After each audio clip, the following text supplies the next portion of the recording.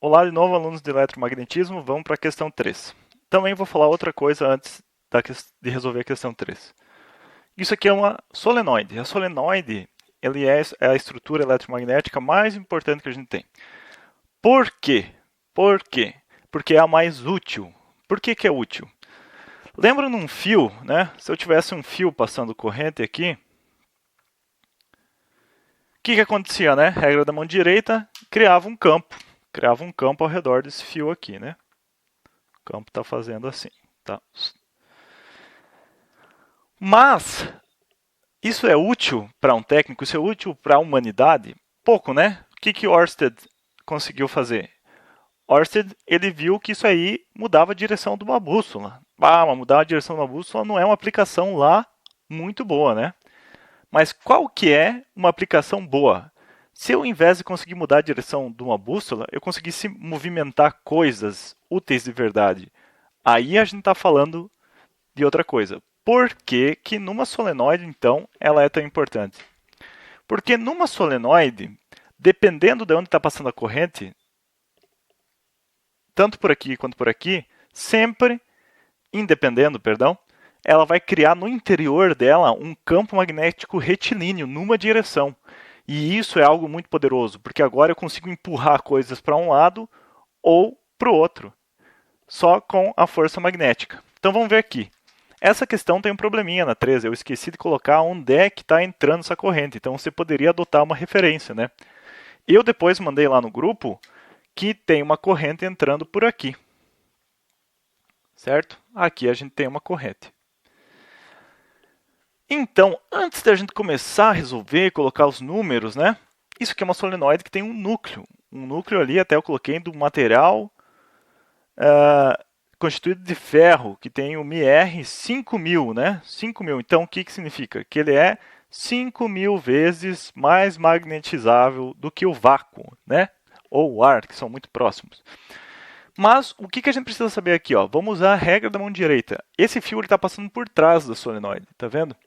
Se eu coloco a mão direita aqui, por trás, quando eu cheguei aqui, ó, vamos indo, indo, indo, indo. Quando esse fio está descendo aqui, significa que a corrente entra lá e desce aqui, correto? Meu dedo aqui nesse último fio está apontando para cá. E ele vai bater na superfície da solenoide aqui e entrar para cá. Então veja só, no interior dessa solenoide a gente criou um campo magnético retilíneo. E a solenoide é usada justamente para isso. A solenoide é usada em contatores, em relés. Ela é utilizada também naquelas portas magnéticas, travas magnéticas, porque agora você consegue, isso aqui exerce uma força nesse cilindro que está dentro aqui. Você consegue criar um campo magnético orientado retilinamente e tu gruda esse corpo aqui em algum lugar. Ou desloca essa barra aqui para algum lugar. Aqui não vai deslocar porque ela está amarrada, né? Mas depois a gente pode ver, quando a gente voltar às aulas normais, como é que é uma contatora, como é que é um relé. Esse princípio aqui de tu conseguir deixar reto no interior dela um campo magnético é muito útil para mover partes ferromagnéticas, certo? E isso aqui no interior. No exterior, ela vai sair daqui e vai voltar para cá.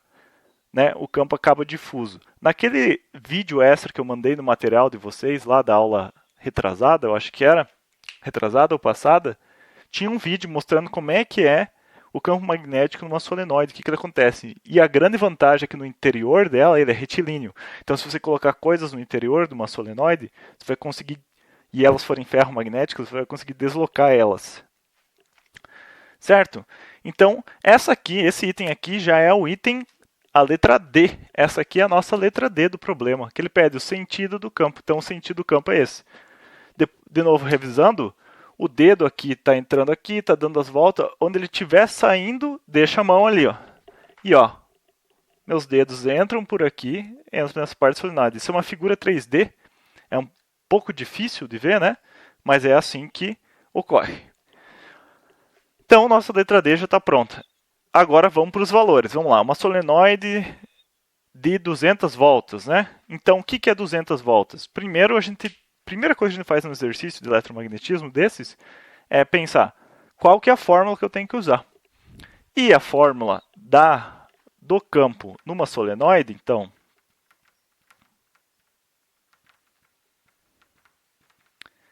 ele é a intensidade da corrente sobre L. Só isso? Não. Tem um N multiplicando. O que é N e o que é L? N é o número de voltas que a solenoide vai ter e L é o que? O comprimento, vem do inglês, vem do inglês, length, né? Então, é comprimento. Então, vamos lá. N, então, número de voltas. Falou? Falou ali, 200 voltas, né? Então, a gente já sabe agora que N vale 200. Corrente. Corrente, falou a corrente? Percorrido por uma corrente de 4 amperes. Falou, 4 amperes. E 5 centímetros de raio da sua seção. Comprimento 5 centímetros, perdão.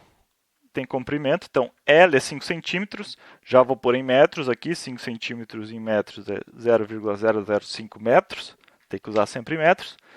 E depois a área de seção transversal, isso a gente vai usar no fluxo. Por enquanto, a gente já tem as três coisas que a gente precisa usar, é só aplicar, né? Então, a letra A, N é 200, a corrente é 4 amperes e o comprimento 0,05. Se a gente fizer isso na calculadora, então, vai ser 200 vezes 4 dividido por 0,05, nós temos 16.000. É isso?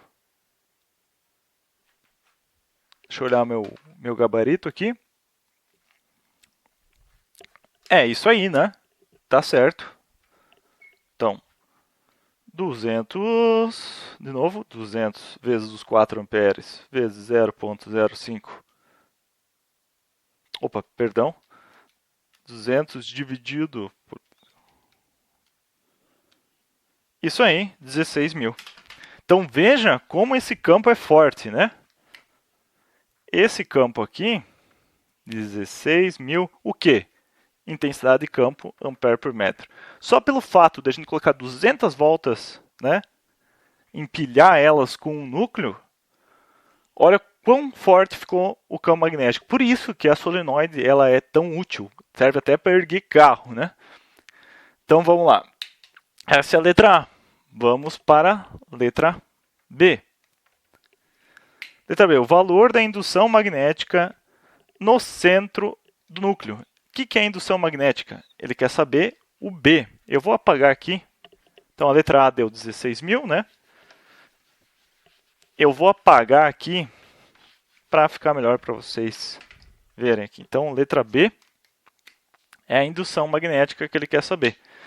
Então, a indução magnética é o B. E o B tem a seguinte fórmula. B igual a μ vezes R. Vezes H, perdão. Isso aí. Então, o H a gente já tem da questão anterior, então vai ser vezes 16.000, certo? Quanto que vai ser o μ? Aí que tá. O μ, agora, ele fala uma coisa na questão. O seu núcleo é constituído de ferro, μr igual a 5.000. Então, a gente tem um dado aqui, μr igual a 5.000. Esse μ é o μr? Não. Aí eu tenho que lembrar como transformar μr em μ. E tem essa fórmula aqui. O μ absoluto do material é o μ0 vezes o μr, né? Lembra que R é relativo, significa que isso aqui, 5.000 é o quê? 5.000 vezes mais magnetizável do que o ar, o vácuo. Então, a gente vai fazer essa conta antes. Vamos fazer aqui do lado. μ vai ser igual, então, a... Quanto que é o μ0? 4π vezes 10 na menos 7 vezes 5.000, né? É isso aí. Vamos ver quanto é que vai dar isso. 4 vezes π vezes 10 na menos 7 vezes 5.000.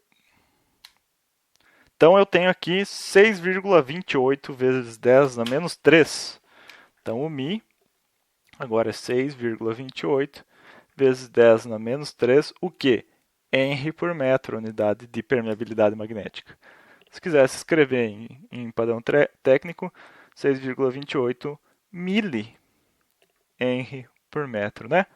Está aqui É a resposta final ainda? Não, é só o valor do Mi, né? Então vamos voltar aqui para a nossa conta. Então agora eu vou colocar B igual a o Mi, 6,28 vezes 10 na menos 3, vezes 16 mil. Então vai fazer isso aí, vezes 16 mil. Então é só fazer vezes 16 mil com o resultado que a gente tem na calculadora. E isso aqui vai dar 100,53. 100,53.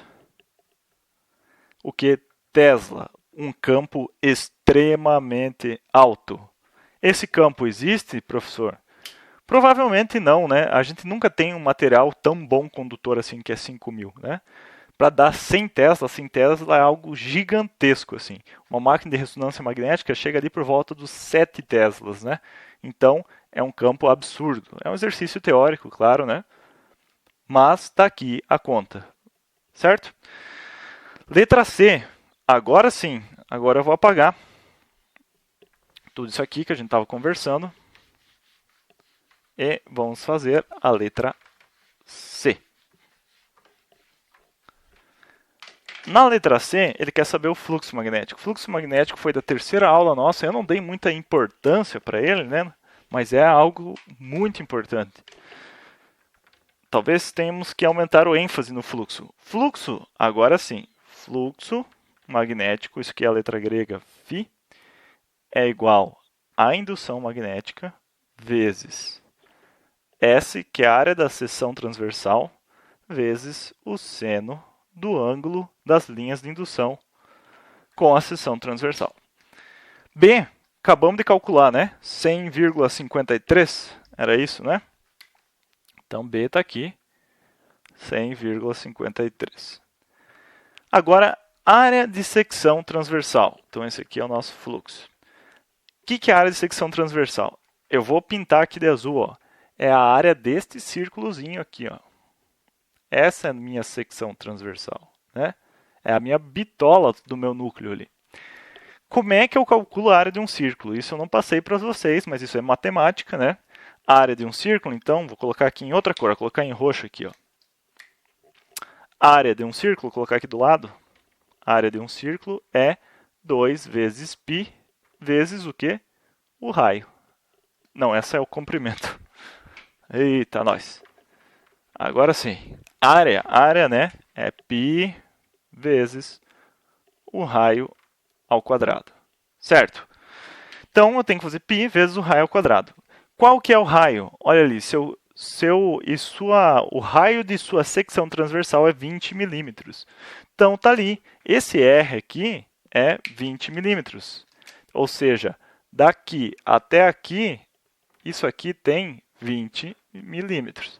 20 milímetros é quantos centímetros? 0,02 centímetros, né? Metros, perdão. Tem que transformar em metros. Metros, né? Então, vamos por ali. A área de um círculo, então, é π vezes 0,02 ao quadrado.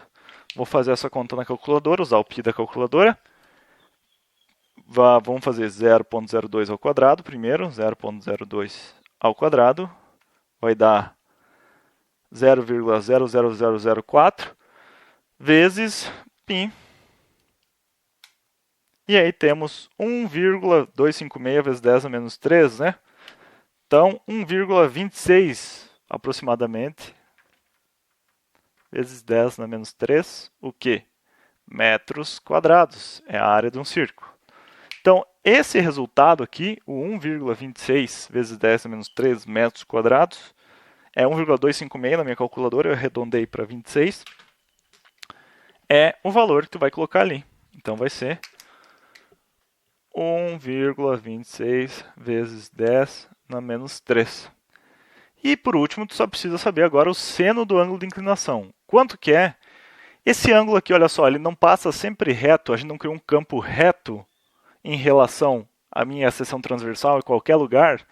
Então, esse ângulo reto aqui, ó, é 90 graus. Por isso que se chama ângulo reto, é um campo reto. Então, vai ser o seno de 90 graus. Então, Quanto é que é o seno de 90 graus? É 1. Se tu fizer na tua calculadora, você vai ver que é 1. Então vamos fazer essa conta aí. Vai ser 100,53 vezes 1,26 vezes 10 a menos 3 vezes 1. E está ali 0,126, né? Fluxo é 0,127, arredondando, hein? 127, o quê? Qual é a unidade de fluxo magnético? Weber. Tá aí a resposta. Padrão técnico, então, vai ser 127 mW. Ah, professor, muito bem, consegui fazer tudo, mas ainda não está claro para mim qual que é a diferença de intensidade de campo, indução magnética e fluxo magnético, né? Então vamos lá. Intensidade de campo é o quão forte é esse campo, independente do meio que ele estiver, né? Por si só, qual que é o campo que eu estou gerando? Essa é a intensidade, é o meu H. Agora, a indução magnética, a gente sabe que esse campo ele pode se comportar como um campo mais forte ou mais fraco, dependendo do meio que ele estiver. Então, a indução magnética é o quanto o material é influenciado por aquele campo ou não. Então, uma indução magnética muito alta, né, dada em teslas. Então, lembrando que o H, intensidade de campo magnética, é dado em ampere por metro. A indução, então, é quanto o material é influenciado, né? Ela é dado em teslas. E o fluxo é quanto efetivamente está passando de campo magnético por aquele lugar. Por isso que ela depende tanto da indução quanto de uma área, porque é um lugar do espaço, é uma área, e quanto está passando de fluxo ali. Então depende do formato da coisa que a gente está usando, né? E por isso que eu tive que usar a área do círculo. Então, o fluxo magnético seria algo equivalente na eletricidade, que vocês já viram, à corrente elétrica. Corrente elétrica é quantos elétrons estão passando por uma seção transversal por segundo, né? O fluxo magnético é o quanto o campo magnético está passando ali.